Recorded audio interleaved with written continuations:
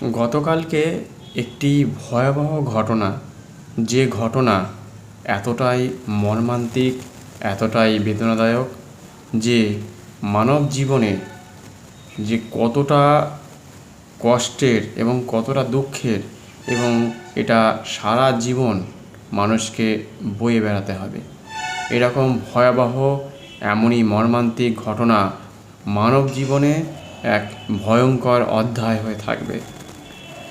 এই যে এত ভয়াবহ ঘটনা আমরা এর আগে কখনো শুনেছি, হয়তো দেখিনি, কিন্তু অনুভব করতে পারছি প্রতিদিন, প্রতিনিয়ত কোথাও না কোথাও হয়ে চলেছে। এতটাই ভয়াবহ, এতটাই কষ্টকর, এতটাই বেদনাদায়ক। গতকালকে একটি ঘটনা যেটা বাংলাদেশে ঘটে গেছে। বাংলাদেশে তাদের 3 সন্তানের সামনে তার মাকে ভয়ানকভাবে অত্যাচার তো করেইছে। পাশবিক অত্যাচার থেকে যে অত্যাচার হয়, যেটা প্রত্যেকেরই জানা, যে এরকম মানসিকভাবে তাদেরকে ভেঙে দিয়েছে এবং চোখের সামনে তার মাকে ভয়ঙ্কর রূপে তারা ভয়ঙ্করভাবে অত্যাচার চালিয়ে মর্মান্তিকভাবে তাদেরকে শেষ করে দিয়েছে।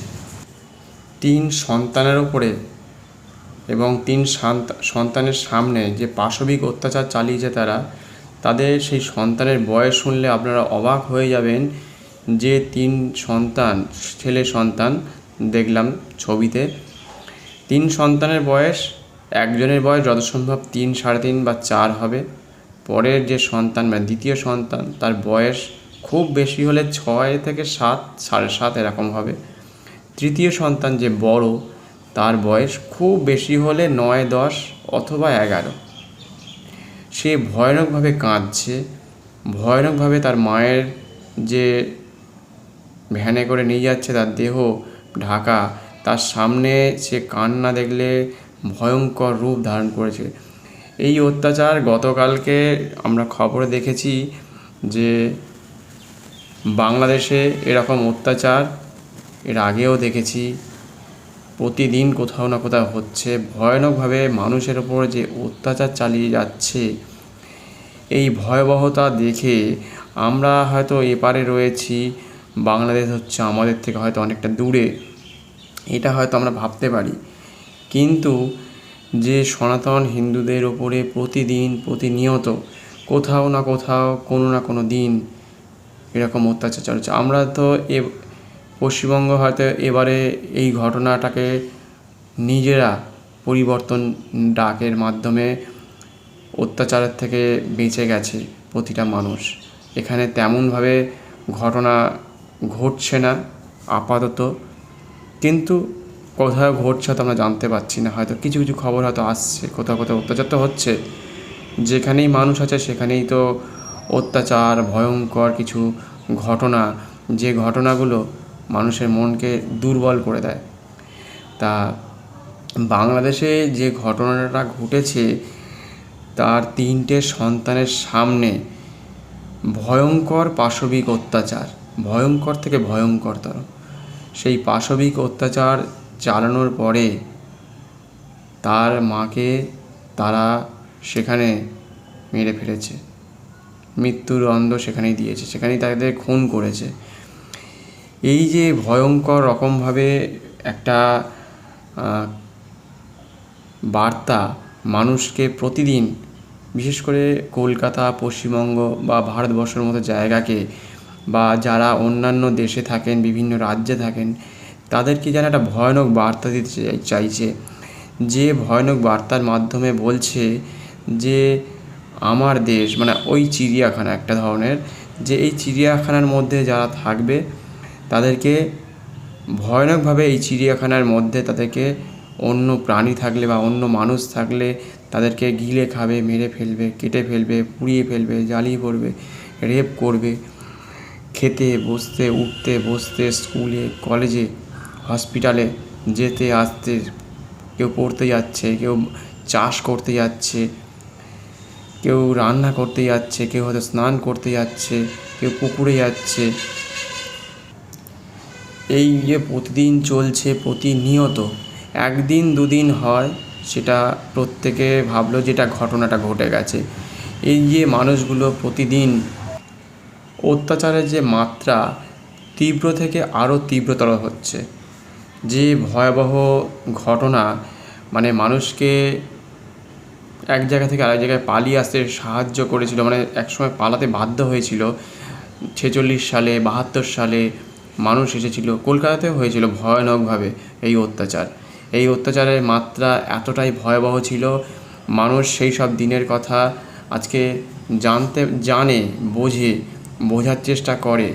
তা ভয়ানকভাবে এই অত্যাচার, এই মাত্রা এতটাই ভয়াবহ যে আজকে মানুষ যে ভাবছে যে আমি কোথায় আছি, কি করছি, কি নিয়ে আমাদের চিন্তা ভাবনা থাকা উচিত। এই ভয়াবহতা দেখে আমরা নিজেদেরকে অনেকে সামাল দিতে পারছে না, এতটাই ভয়াবহ।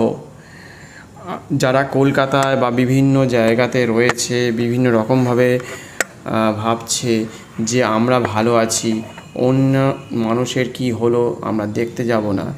কিন্তু এই যে বার্তা, এই যে ভয়ঙ্কর একটা দিক মানুষকে চাপিয়ে দিচ্ছে, বিভিন্ন রকমভাবে শেষ করে দিচ্ছে প্রতিদিন, তা এটা কিন্তু প্রতিদিন ঘটে চলেছে, যে একদিন দুদিন কোনো ঘটনা নয়।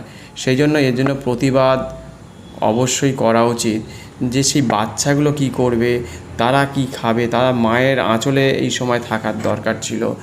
তারা এইভাবে যে ভয়ানকভাবে তাদের সময়, তাদের জীবনযাত্রা সব পাল্টে গেল। কেউ তাদেরকে খাওয়াবে, কে পড়াবে, কী নিয়ে তারা চিন্তা করবে, তাদের পড়াশোনা, খাওয়া দাওয়ার জগৎ সব কিছুই পাল্টে গেছে। ভয়ানকভাবে তারা কিন্তু ক্ষতিগ্রস্ত হয়েছে। এই সবে 3 বছর, 7 বছর, 11 বছরের যে বাচ্চা, এরকম তো একটা দুটো বাচ্চা নয়, এরকম হাজার হাজার অনেকগুলো মানুষের সাথে এরকম ঘটছে।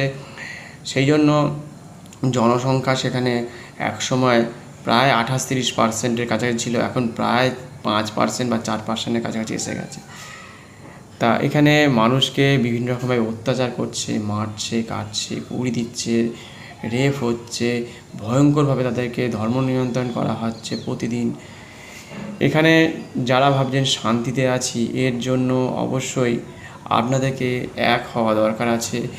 এক হয়ে জগতে মানুষকে একটা বার্তা অবশ্যই, একটা বললে নয়, বারংবার এটা চালিয়ে যেতে হবে। নইলে ভয়াবহতার মাত্রা দিনে দিনে বাড়তে আপনার কলকাতা শহরকেও প্রায় গ্রাস করে ফেলছে। সেখানকার মানুষ কিন্তু এতটাই কষ্টে আছে, এতটাই মর্মান্তিক, এতটাই বেদনাদায়ক, এতটাই কষ্টকর, যেটা ভাবা যায় না। যে তাদের কষ্ট আমরা অনুভব করতে পারছি না সঠিকভাবে, যে কতটা তাদের ওপর যে কষ্ট দেয়া হচ্ছে, কতটা তাদের ওপর নিষ্ঠুরভাবে অত্যাচার চালাচ্ছে, যে ভয়ঙ্কর রকমভাবে মানুষকে এতটা কষ্ট দিচ্ছে। এরকম 2 বছর 8 বছর তারা কি রান্না করে খাবে? তারা কোথায় থাকবে? তাদের কি কোনো আত্মীয় স্বজন তাদের আছে? কোনো এনজিও কি কাজ করছে? না দেখতে পাচ্ছে কি দেখতে পাচ্ছে না। তারা পড়াশোনা করবে, খাবে, মায়ের সাথে কথা বলবে, বিভিন্ন রকমভাবে বিভিন্ন জায়গায় ঘুরতে যাবে, বেড়াতে যাবে, নিজের আত্মীয় স্বজন, পড়াশোনা, কেউ খেলাধুলো করতে চায়। তা সেইখানে কি হলো, তার মাকে তাদের চোখের সামনে পাশবিক ভয়ানক অত্যাচার করেছে, এবং সেই অত্যাচার তারা কোনোদিনও ভুলতে তো পারবেই না, যেহেতু তাদের মা। এমনি অন্য মানুষ হলেও তো এটা ভোলা সম্ভব নয়, তাদের সামনে যদি অন্য মানুষকেও যদি কেউ করে, সে তো ভুলতে তো পারবেই না। সঙ্গে সেই যে অত্যাচার হয়েছে ভয়ানকভাবে, যে দৃশ্য তাদের চোখের সামনে যতগুলো বছর তারা বেঁচে থাকবে, সেই ভয়ঙ্কর দৃশ্য তাদেরকে কিন্তু সারা জীবন বয়ে বেড়াতে হবে। মানসিক কষ্ট, মাথা খারাপ হয়ে যাওয়ার মতো একটা, বা পাগল হয়ে যাওয়ার মতো একটা জায়গায় চলে গেছে, এবং এটা তাদের সারা জীবনকে কুড়ে খাবে, কুড়ে তাদেরকে শেষ করে দেবে ভয়ানকভাবে। মানসিকভাবে তারা ভেঙে পড়বে, ওরা হয়তো ভালোভাবে থাকতেও পারবে না, বাঁচতে পারবে কি জানি না। এইভাবে কি বাঁচা যায়? দিনের পর দিন, রাতের পর রাত, রাত্রি 2টো, 2:30, 3টের সময় ঘরে আগুন জ্বালিয়ে দিচ্ছে, তাড়া করছে, মেরে ফেলছে, ধর্ম পরিবর্তন করছে, মন্দিরগুলোকে পুড়িয়ে দিচ্ছে, ঠাকুরগুলোকে ভেঙে দিচ্ছে, পুড়িয়ে দিচ্ছে। সেই জন্য আপনাদের প্রত্যেকটা মানুষকে কিন্তু এরকম যাতে আগামী দিনে না ঘটনা ঘটতে পারে তার জন্য এক হওয়ার দরকার আছে। এবং সেখানে একটা আওয়াজ তোলা, কথা বলা, সরকারের সাথে বিভিন্ন সরকার রয়েছে তাদেরকে এক জায়গায়, রাজ্য কেন্দ্রকে সব জায়গায় একত্রিত করে সবাই যাতে এরকম, আপনাদেরও মা আছে, বাবা আছে, তারা যদি এরকম ভয়ঙ্করভাবে যদি তাদেরকে শেষ করে দেওয়া হয়, ভয়ঙ্করভাবে তার সন্তানের সামনে ভয়ঙ্কর রকমভাবে তাদেরকে মেরে ফেলে দেওয়া হয়, অত্যাচার, বিশেষ করে মেরে ফেলা তো অন্যরকম ব্যাপার, পাশবিক অত্যাচার, মর্মান্তিক যে পাশবিক অত্যাচার করেছে তার ফলস্বরূপ যে পরবর্তীকালে যে কী ঘটনা ঘটতে পারে, তারা কোথায় ক্রিপ্টোকারেন্সি, কোথায় ভারতকে ধ্বংস করে দেয়া, কোথায় পশ্চিমবঙ্গের মানুষকে কষ্ট দেয়া, বেদনাদায়কভাবে যে তাদেরকে ভেঙে চুরে 2 খণ্ড করে দেবে বা 4 খণ্ড করে দেবে, এরকম তাদের পরিকল্পনা। মানসিকভাবে তারা দ্বিধাগ্রস্ত যে ওই অত্যাচার করলে যে আমার খাঁচার মধ্যে বা আমার ওই বাংলাদেশের মধ্যে যারা রয়েছে তাদেরকে কষ্ট দিয়ে মানুষকে এক ধরনেরভাবে চাপ সৃষ্টি করা, মানসিকভাবে এটা মানসিকভাবে তাদেরকে ভেঙে দেয়া। আপনি হয়তো বাড়িতে খাচ্ছেন, ঘুমোচ্ছেন, উঠছেন, বসছেন, আর নিজের দেশের প্রতিটা মানুষকে কোথাও না কোথাও অত্যাচার সহ্য করতে হচ্ছে, মেরে ফেলছে, কেটে ফেলছে, জ্বালিয়ে দিচ্ছে। শুধু তাদের কথা ভাবুন, আর শুধু ভাবুন যে আমরা এখানে খাচ্ছি, পড়ছি, স্কুলে যাচ্ছি, অফিস যাচ্ছি, কোথাও ঝগড়া করছি, কোথাও মারপিট করছি, কেউ বাড়ি বানাচ্ছে, কেউ বিল্ডিং বানাচ্ছে। এরকম ভয়ানক দিক তো রয়েছে আমাদের বেঁচে থাকার লড়াইয়ের সাথে সাথে, যে আমরাও এখানে মারপিট করছি, ঝগড়া করছি, কাউকে ঠকাচ্ছি। সেখানে বাংলাদেশের মতো জায়গাতে, বিশেষ করে পশ্চিমবঙ্গতেও হয়, কিন্তু সেখানে প্রতিনিয়ত এতটাই মর্মান্তিক যে তারা ঘুমোবে না, খাবে না, স্নান করতে যাবে না, স্কুলে যাবে, কোন সময় যে ঘটবে সব সময় যেন একটা মনে হচ্ছে ওই একটা আতঙ্ক, ওই যে ভয়ানক বার্তা যেন তাদের সামনে উঠে আসছে। তো এই যে ভয়ানক বার্তা তাদের সামনে যে উঠে আসছে প্রতিদিন, সেখান থেকে তাদেরকে আস্তে আস্তে যাতে বেরিয়ে আসতে পারে, তাদেরকে যাতে বাঁচানো যায় এবং প্রত্যেকটা মানুষকে যাতে রক্ষা করা যায়, সেরকম একটা বার্তা প্রতিটা দিন আমাদেরকে, আমাদের প্রতিটা মানুষকে বলার দরকার, বোঝার দরকার। এই ধরনের অত্যাচার যাতে না হয় সেই জন্য আগামী দিনে সরকারকে সত্যি এগিয়ে আসতে হবে। নইলে কিন্তু এরকমভাবে সনাতন ধর্মের ওপর এতটাই প্রভাবশালী বা এতটাই প্রভাব খাটাচ্ছে, প্রতিদিন অত্যাচার করছে, তা সেটা একটা সুরাহা অবশ্যই হওয়া উচিত।